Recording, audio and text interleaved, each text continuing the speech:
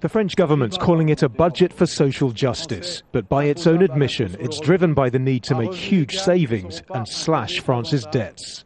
C'est un budget de combat. It is a fighting budget. It's a fighting budget for the recovery of the country.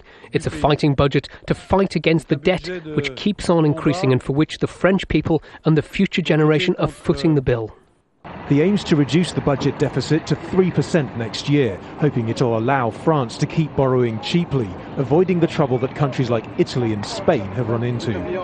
Most of the planned savings will come from new taxes on businesses and France's highest earners. But it's the huge public sector cuts and the inevitable job losses that are likely to meet with most resistance. Campaigning for President, François Hollande promised to favour growth over austerity with the aim of creating jobs.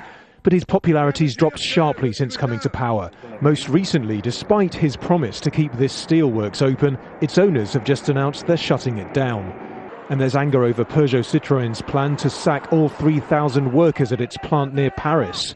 Some suggest Hollande's actually offering nothing different from his predecessor, Nicolas Sarkozy. He's clearly following an austerity program. Salaries are frozen, people are still being made redundant, and factories are closing. Prices are rising, and they're cutting social spending.